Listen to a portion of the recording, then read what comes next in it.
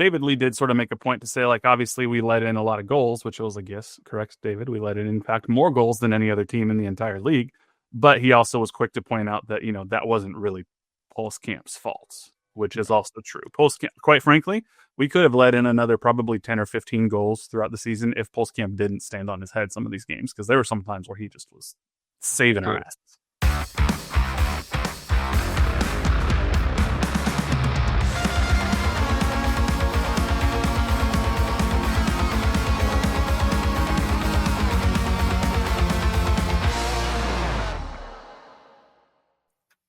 What's going on, everybody, and welcome back to another of No Other Pod. I'm Jimmy, along with my good buddy Daniel Kooser. Dan, what's going on, my friend? Dude, not much, man. MLS playoffs, that's about it. NWSL playoffs around the corner. Hell of a time. They are, yep. It's KC Current was November 9th, I think, is the first game at CPKC, I want to say. So they finished it up with a win against San Diego. I'm sure you'll talk about it on Currently. Make sure you check it out later this week. So good stuff.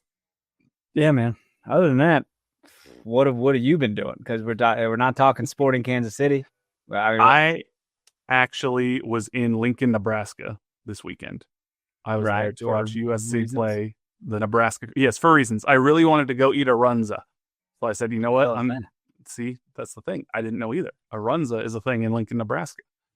It is like a fast food meat pocket is the best way I can describe it. It's like dough wrapped around chopped beef and onion. And apparently there's one in Lawrence.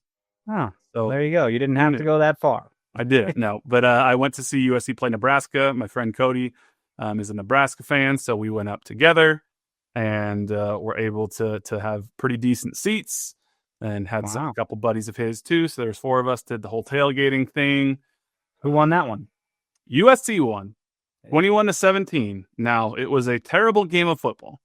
No good football was played that night. But I told him before the game, I said, this is going to be a 4-point game. I just don't know who's going to be 4 points ahead when it's all said and done. And look at me, 21-17. It was a 4-point game. Almost like you know something. You know a little bit about stuff. Now, I did tell him they were winning going into the fourth quarter, I believe. And he goes, oh, good. I'm going to get to see USC score the game-winning touchdown right in front of us because that's the end zone that was right in front of us. And sure enough, that's what happened.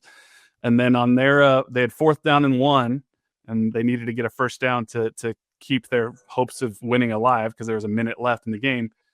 They hand it off to their running back. The running back trips and falls on his face on 4th down and it turns the ball over, and that's the game. And I just turned to him and I grabbed him and I was like, I'm so sorry. That's not how I wanted this to happen.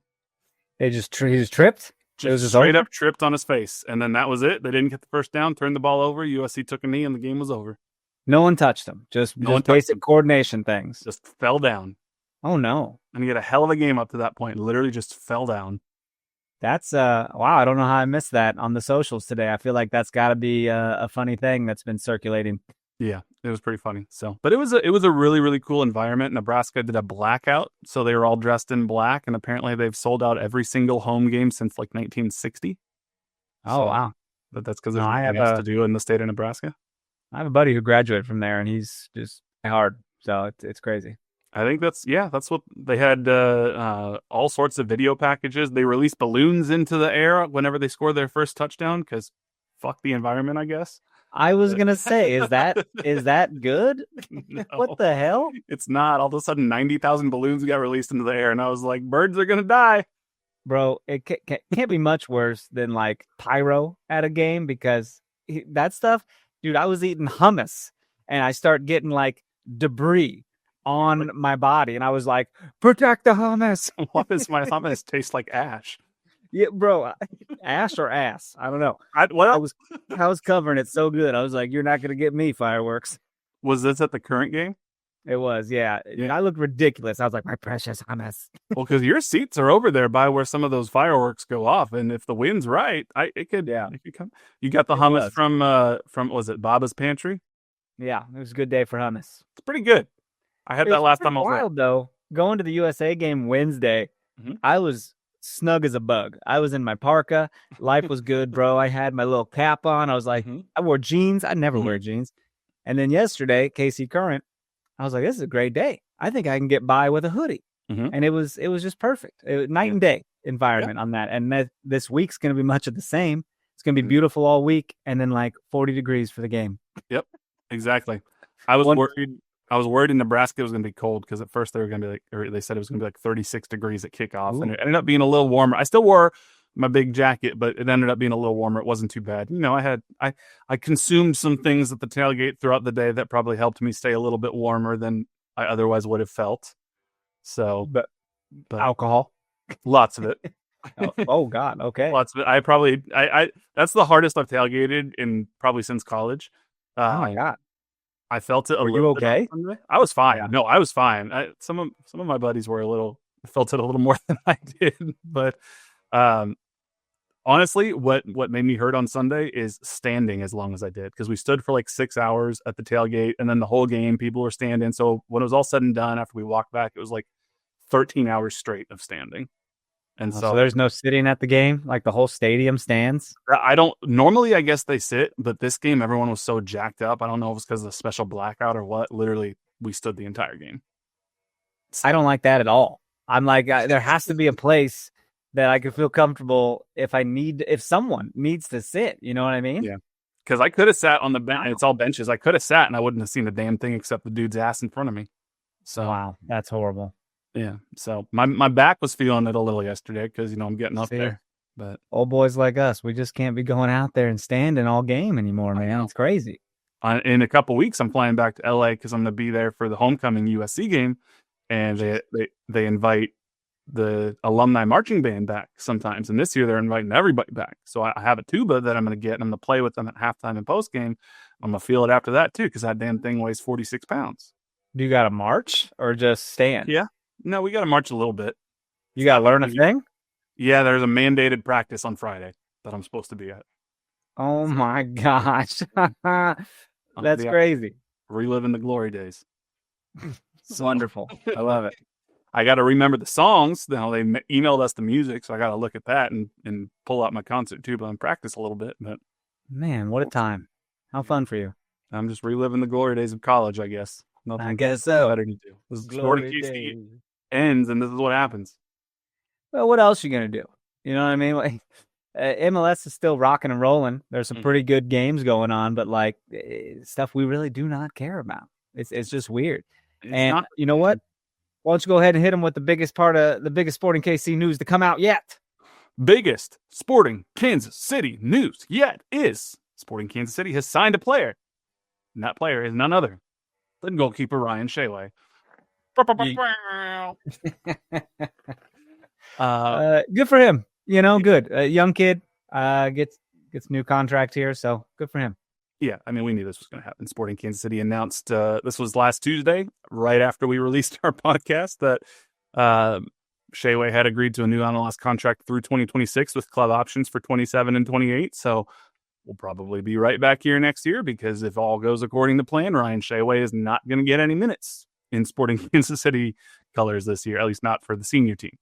So it's going to be John Pulskamp and potentially what other veteran MLS keeper that they bring in to compete with John Pulskamp. But that's kind of what they're hinting at, right? Like bringing in a more seasoned goalkeeper. That's interesting, because John had a pretty decent year. So I'm like, why do you need to change that? He had a pretty decent year. And, David Lee did sort of make a point to say, like, obviously we let in a lot of goals, which was like, yes, correct, David. We let in, in fact, more goals than any other team in the entire league. But he also was quick to point out that, that wasn't really Pulskamp's fault, which is also true. Pulskamp, quite frankly, we could have let in another probably 10 or 15 goals throughout the season if Pulskamp didn't stand on his head some of these games, because there were some times where he just was saving our asses. A lot of those goals, it was like, how was that so easy? Like they picked apart the defense or whatever, And there's nothing Pulskamp can do. Now, I will say I think Pulskamp came on really strong to start the season, and then he didn't dip a lot in form, but he dipped a little bit toward the end of the season. So that's why I think it's good to have another keeper that's not John Courtcamp or is it Jack Courtcamp or Ryan Shaway? Jack and John, Pulse and Court. It's so crazy. It'll be good to not have Courtcamp or Shaway, somebody with a little more experience who can just push Pulskamp. I think Pulskamp's still the number one, but have another guy who's like, hey, I got to stay in form. I got to stay on my toes. Otherwise, insert goalkeeper here Sean Johnson, who's available, probably won't be him, but somebody, who could come in and fight for minutes or take over if Pulskamp gets injured. So, yeah, good point. But that's about the only big signing that we have so far. So, and it's not even a big signing, but it is what it is. So that is the main sporting Kansas City news item. There are a couple more that I'm going to talk about here before we talk some more MLS Cup playoffs. But before we get there, calling all Chiefs fans, you could be on the field at the 50 inside GEHA Field for the official coin toss at a Chiefs home game this season. Visit chiefs.com/GEHA now. Enter to win a chance to be on the field for a once-in-a-lifetime view of the pregame coin toss. Plus, you can score other exclusive prizes. Enter for a chance to win at chiefs.com/GEHA. GEHA is the proud partner of the Kansas City Chiefs. Hey, NFL fans, what's your favorite touchdown? For me, it's the next one. And that's because with DraftKings Sportsbook, an official sports betting partner of the NFL, every touchdown could bring you closer to cashing in. First touchdown scores to anytime touchdown props or the thrill of live in-game betting. Every snap is loaded with opportunity. And here's the best part. New customers bet just $5. And if your bet wins, you'll get $300 in bonus bets instantly. So your team hitting pay dirt pays out to you. You download the DraftKings Sportsbook app, use code KCSN. That's code KCSN for new customers to turn $5 into $300 in bonus bets if your bet wins. In partnership with DraftKings, the crown is yours. If you have a gambling problem, call 1-800-GAMBLER. In New York, call 877-8-HOPE-NY or text HOPE-NY to 467-369. In Connecticut, help is available for problem gambling. Call 888-789-7777 or visit ccpg.org. Please play responsibly on behalf of Boot Hill Casino and Resort in Kansas. Pass-through of per wager tax may apply in Illinois. Must be 21 plus age and eligibility varies by jurisdiction. Void in Ontario. The bet must win to receive bonus bets which expire in 7 days. Minimum odds required. For additional terms and responsible gaming resources, visit dkng.co/audio. Limited time offer. Dude, I got nothing fun for you, man. Life has slowed down a little bit and it feels nice. So normally this is that part where I'd interject and be like, dude, you'll never believe what I did. Nah, pretty boring. You watch Saturday Night Main Event? I did watch that. Yeah. I actually haven't watched it yet, but I know what happens.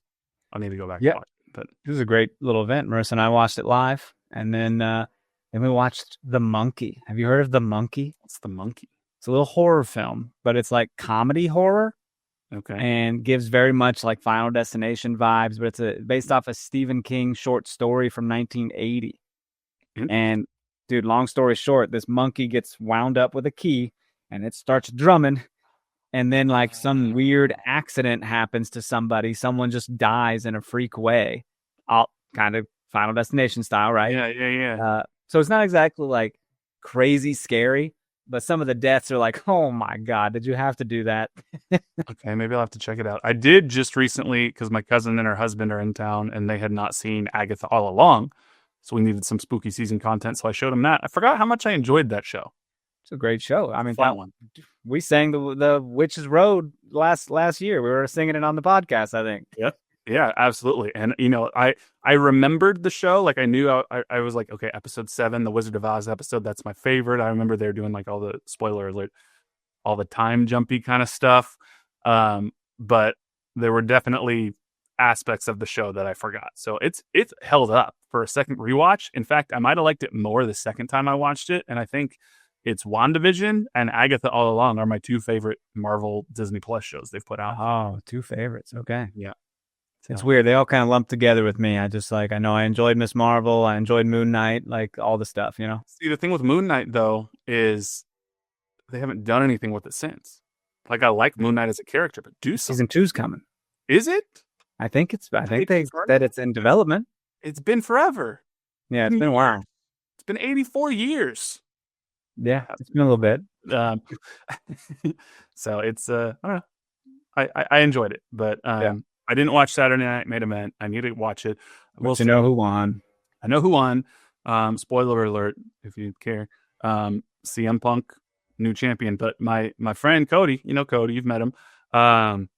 He got, and then he got me because we're sitting there Saturday at the game watching, and he goes, "Holy shit, And I was like, what? He goes, Jericho returned. I was like, no, he didn't. And he goes, look. And it's showing Punk lifting up the belt. And then the music hits and it cuts and Jericho's coming out. And I was like, this real thing? He goes, yeah, it's real. Did he get punked by AI? Not by AI. Someone cut together Jericho coming out at some AEW event, but made it seem like he came out to and that was his return to challenge CM Punk. And I was like, God damn it. Wow. Got me excited, even though it'd be a terrible old man wrestling match. Right. So, but I don't know. Anyway, the other sporting Kansas City news items that I don't think we talked about this last week. It's been a couple weeks since this was announced, but we do know officially that Sporting Kansas City will travel once again to Southern California for the 2026 preseason Coachella Valley Invitational for the second straight season. So that will be February 7th through 21st, 2026. That will be the first of their preseason games. It sounds like they might do a couple scrimmages and such before then, but MLS teams that are participating in that include Austin, Charlotte, Chicago, DC United, LAFC, Minnesota, St. Louis, San Jose, San Diego, Portland, New York City, and Sporting Kansas City. So should be interesting. There's also an NWSL side of it with Angel City, the newly formed Denver team, Houston, the Seattle Reign, San Diego, and Portland Thorns. So we'll see if any coaches decide to use ChatGPT to help with their preseason tactics on the NWSL side. That's an insane thing. That's insane, dude. I'm sure you will talk about it on Currently. That's a joke, though, right? I don't think she was joking. Really? It didn't seem to me like she was joking. I know Thad asked Vlatko if he would use ChatGPT, and he said, if I have to use ChatGPT, I probably need to fire some of my coaches. Yeah, probably. Wow. Absolutely wow. Yeah, but, well, we'll see. The Seattle Reign coach said that she would use ChatGPT to bounce tactical ideas off of, and that's a choice to admit that publicly, even if it's true. Wow. You could not torture that information out of me. Even if it was a really cow. Don't say that. You'll definitely talk about it. Can you imagine Kerry Zvagnin, halfway through the year, he's like, I didn't know what to do, so I just asked ChatGPT. It'd be insane. Honestly, situation, I would be like, fair, Kerry. That's a fair. Well, Kerry might be the one where it's like, you know what? I get it. Yeah. I don't know. The Seattle freaking Reign, who are normally a good football club, and right. They have history. But Sporting's going through it, and Kerry's like, I just need help. ChatGPT, how can I coach a bad team? You know what? Maybe you would have tried something different. Who knows? Right. Who knows?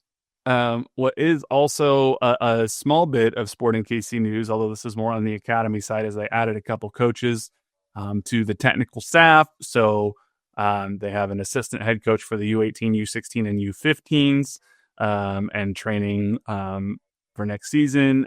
So that's where those two coaches will help out. This isn't major news, but it is interesting because David Lee said that, he had academy stuff that he needed to fill out and take a look at.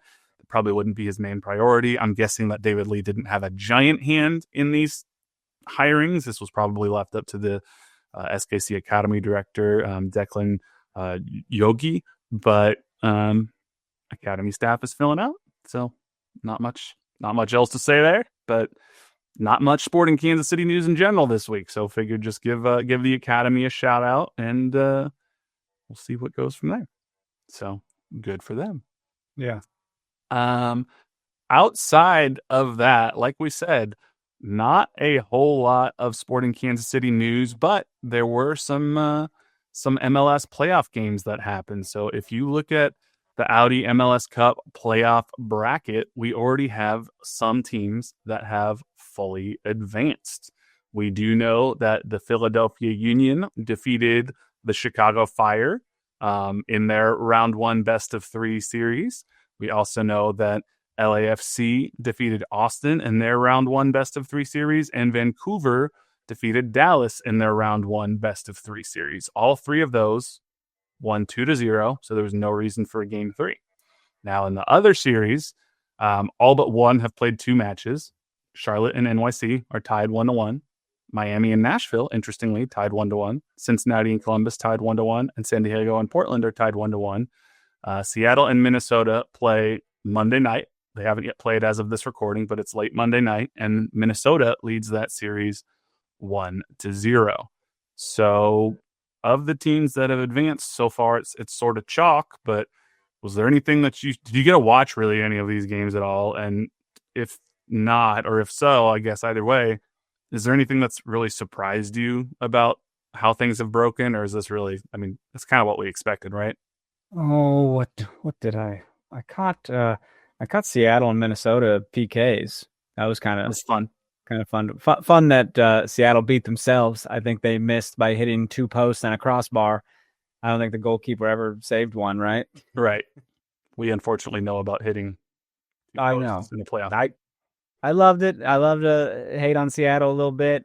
Not that I love Minnesota, but I think lesser of two evils there is Minnesota. So, keeping an eye on our Midwest foes there.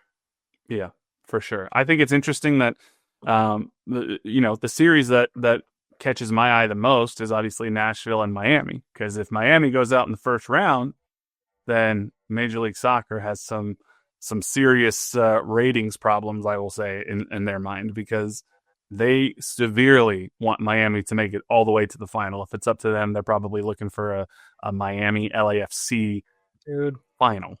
That's such a disservice to like Cincinnati and Philly, who played great soccer all year. You know what I mean? Such a slap in the face. Even over on the other side, like San Diego had a great freaking season. It's like, but you'd rather have LAFC get in there over Vancouver or San Diego.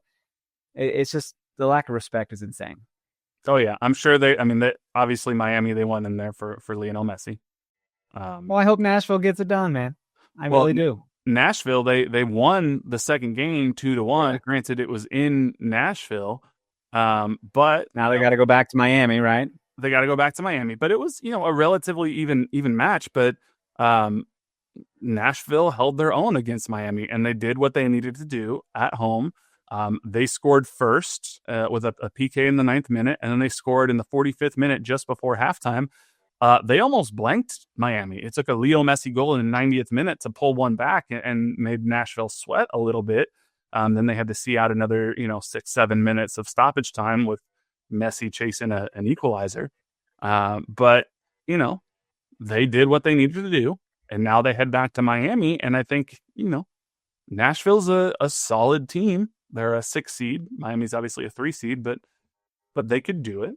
Certainly possible. Oh, yeah. My eyes are on that. And then also the Ohio teams are going to, they're tied 1-1 too. So it's like Columbus and Cincy, man, that's a hell of a rivalry.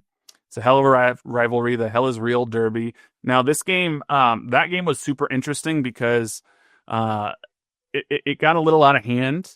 4-0, obviously. It got quite a bit out of hand, but Cincinnati winger Kubo, he got a red card in the 38th minute, so that didn't help things. And Columbus was already up 1-0 at that point. Then just a few minutes later, they got their second goal and tapped in 2 more in the second half. This was an absolute drubbing. And again, the red card doesn't help, but 19 shots for Columbus to 1 for Cincinnati. 9 shots on goal to 0. It was an XG, according to MLSsoccer.com, which take with a grain of salt, but 3.6 to 0.1.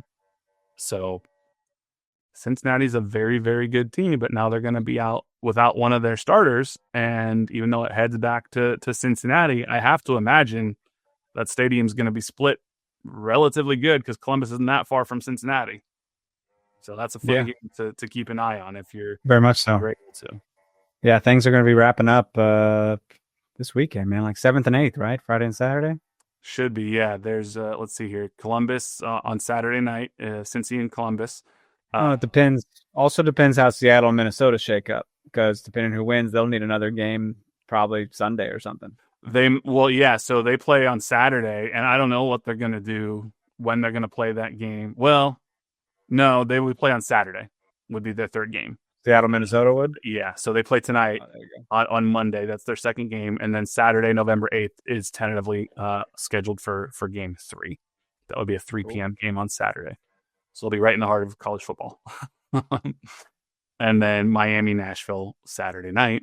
And then Sunday, that one's interesting because that's San Diego versus Portland. And San Diego, obviously the expansion team who earned first place in the Western Conference, but Portland took them all the way to penalties at Providence Park in Portland this last week, and Portland won 3-2 on penalties. So now suddenly, can the more veteran team, Portland, who scored a 8th minute at the death in stoppage time equalizer, put the newcomer San Diego on the ropes? So that one will be pretty interesting to watch as well. Yeah, for sure. So should be kind of interesting. I still think I'd like to see Minnesota and like Nashville, maybe, if possible, get to the final. That's sort of like, of the available options, that would be my preferred clubs. It'd be terrible for ratings, and nobody outside of those two markets or diehard MLS fans would care, but it would be interesting to see someone different. And I don't want to see San Diego win it all in their first season, because that would be annoying as hell. Yeah. So Minnesota and Nashville, that's my choice for who I would like to see. Yeah, that would work. So, but I don't know. It's interesting. So let's go ahead and take a second break here real quick, and then we'll come back and I got a little bit more that I want to talk about, especially regarding St. Louis City, because they got some weird things going on right now. But we'll take a second break and we'll be right back. I'm Brett Goodwin, one of the owners of The Learning Tree. The Learning Tree is a neighborhood toy store in Prairie Village, Kansas. This has been here in this location since 2000s, and my husband Alan and I purchased the store in 2023. Alan and I grew up in families where we've always wanted to have a business together. Alan grew up, for instance, his parents had a jewelry store. I worked in a local toy store here in Prairie Village when I was growing up. When this opportunity happened in 2023, we knew right away we wanted to contact them and pursue the store. We wouldn't have been able to get the store without the team at Emprise Bank. From the day we contacted them, they knew what we needed to do, which was very helpful. I would absolutely recommend the team at Emprise Bank to anyone looking to secure a business. We worked with Emprise from day one. They were extremely helpful. They were always great resources. We talk to them frequently. They know the area. They're very friendly. We know who we're going to talk with, and they know what we need to do. We hope we'll see you at the Learning Tree. This show is just oops, all breaks. Just breaks all the time. Breaks. No. Just ads. You know, everyone just stays pushing that forward 30-second button. Hey, hopefully they're listening. We gotta help those sponsors out. Keep us going.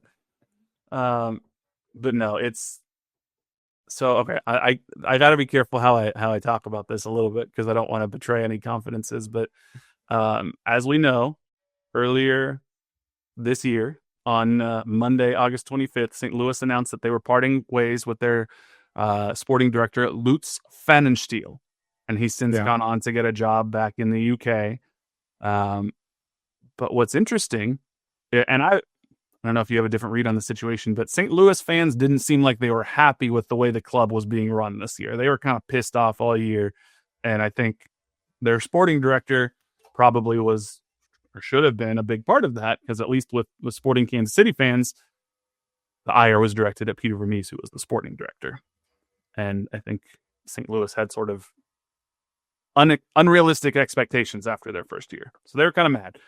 Lutz Pfannenstiel gets fired. Now, what's interesting, and I've seen this myself on social media platforms, is Lutz Pfannenstiel has continued to direct message St. Louis fans, and has sort of like almost turned the tide in his favor. And there are some St. Louis fans who are like, we should have kept Lutz around. Like, we shouldn't have ever fired him. And they're really, really pissed at the St. Louis ownership. And then they made their roster decisions without a chief soccer officer. Just ownership decided it, which I don't think helped things. And now they have formally announced they have hired someone named Corey Ray as the club's second ever sporting director. Now, I don't know much about Corey Ray. I do know, if you read their write-up about him, they make him sound, accomplished. He's a progressive sporting director who brings a forward-thinking and holistic approach, extensive knowledge of the MLS landscape, deep squad building, blah, blah, blah, blah. And they said he has over 20 years of MLS experience, including working in technical roles in Toronto, Columbus, and CF Montreal. And he worked in various roles, including 3 MLS Cup titles, a Supporters' Shield, and 7 Canadian championships, which all sounds impressive. But when you look a little deeper into it, he started at Toronto in 2006 as an intern. So over 20 years of MLS experience isn't exactly high-level stuff.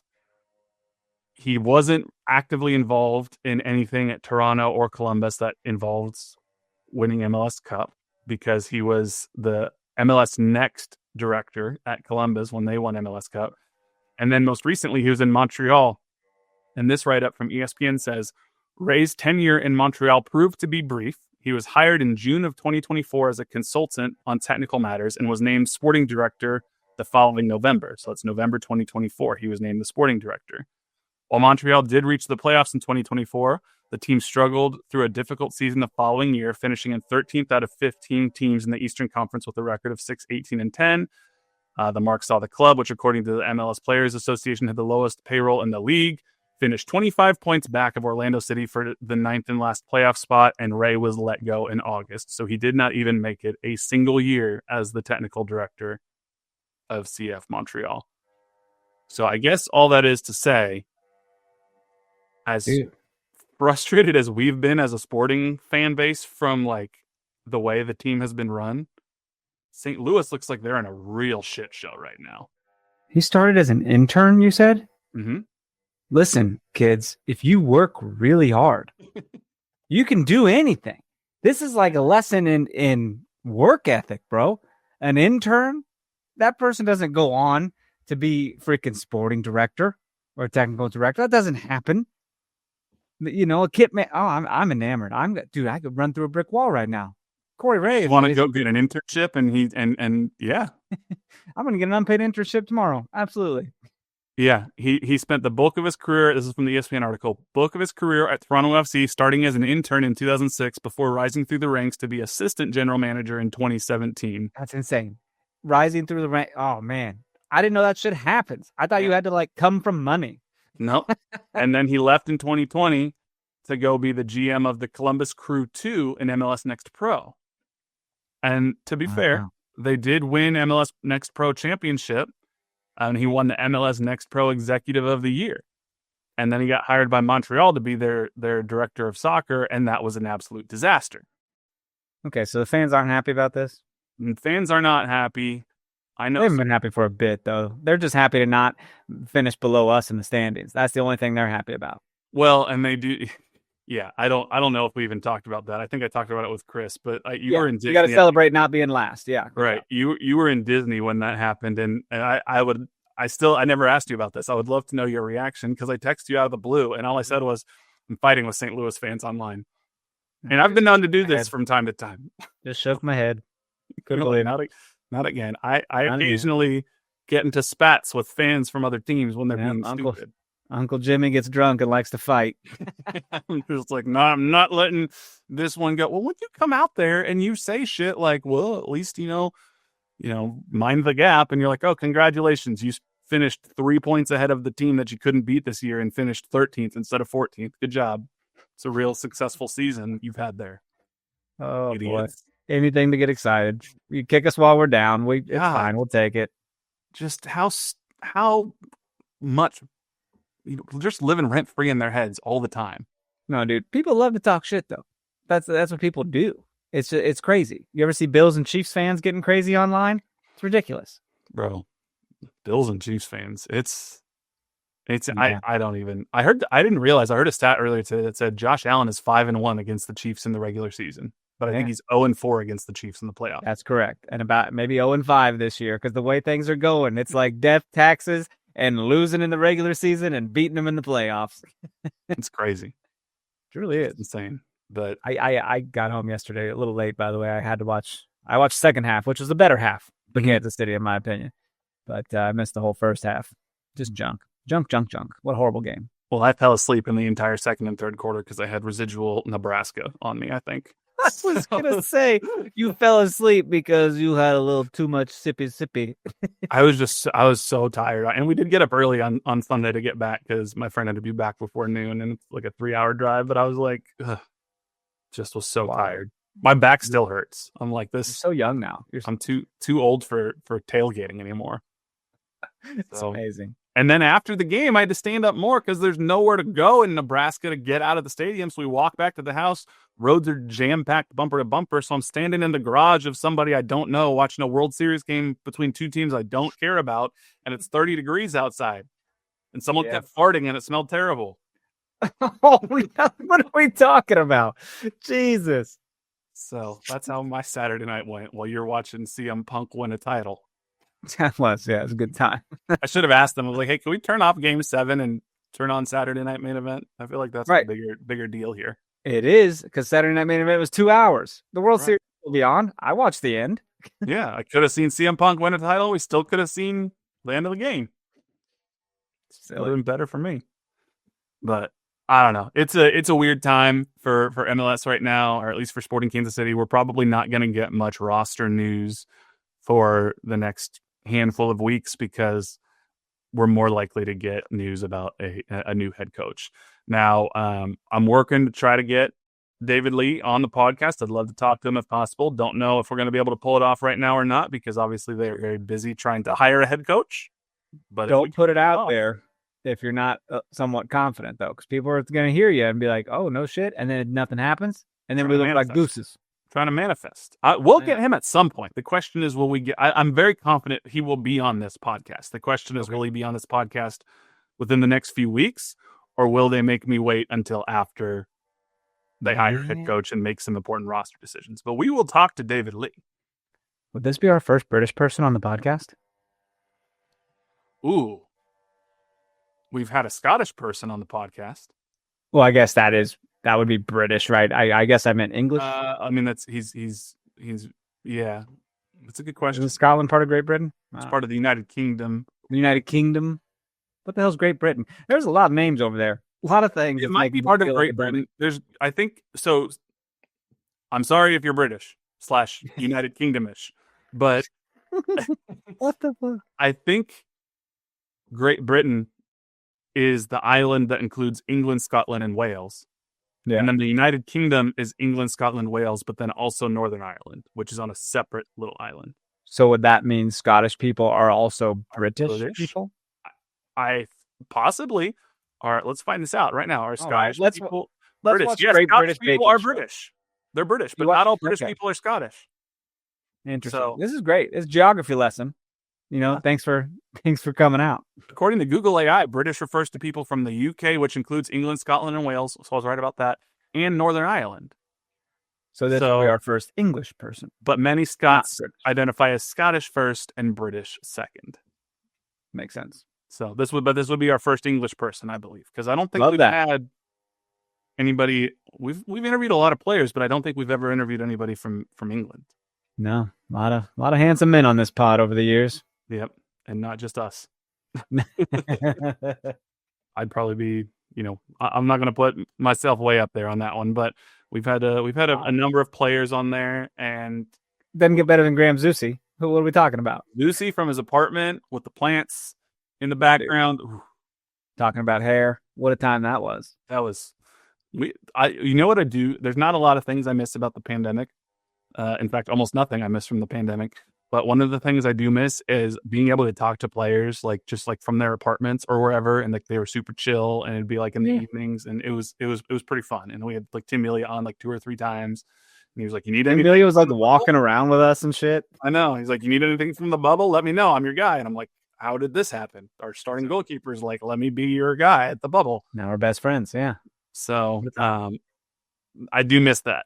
Now we're a little bit more on the we go through the club and do it. Yeah. So Patrick, if you're listening, I'm gonna send you another email. We'll see. But we'll do what we can to try to get David Lee. But like we've said before, if there's anybody else, especially if there are players, it's been a minute since we talked to Daniel Shalhoub. Maybe if we can't get David Lee, we'll be able to get Daniel Shalhoub back on and sort of touch base with him again at a time when I'm sure it's very different since the years ago when we talked to him. So Yeah, no doubt. if anybody else you'd like us to talk to, please let us know. And it'd be fun. So you got anything else you want to talk about this week? There's not a whole lot of MLS news. This is how postseason pods go, and it's okay. We're allowed to have a little shorter pod. No one's going to hate us for it. So I just appreciate everyone still tuning in the postseason and enjoys our talking about our life and situation, geography lessons. Where else are you going to go to talk about Great Britain? How many soccer podcasts do you get this detailed level of European geography? I didn't even look at I didn't look at an atlas. I don't even have an atlas. Do you have an atlas and not a map? Do you have a map? Do you have a globe? If you had to choose between an atlas, a map, or a globe, which one would you choose? Globe. Wouldn't globe be dope if I was just like, it's right here? You're and like, I as keep a it matter in of the fact, corner. I used to spin it. And I used to do that in my dad's office. I'd get the globe and I'd spin it. And I'd be like, wherever I hit, that's where I'm going to go. And Yep. That's where I'm finding true love. Turns out can't do that in the middle of the Atlantic Ocean. Yeah, true love's not there. Titanic style. No, but we'll see. Anyway, this is what you get with off-season podcast. Yeah. But we appreciate you all. We are excited. There's some fun stuff that we're gonna try to do this off-season with interviews and as more sporting news comes out and as we get closer to some of the off-season roster mechanisms that come up, not just in mid to late November, but December, there will be certainly more things to talk about and many, many new signings to talk about. So thank you all so much for listening. Please make sure you leave us that 5-star rating and review if you have not yet done so. Please make sure you follow us on all socials at No Other Pod, at Dan Kooser, at JCMac03. Shoot us an email, nootherpod@gmail.com. If you have a longer message that you'd like to get to us or some ideas for the off-season pods, let us know.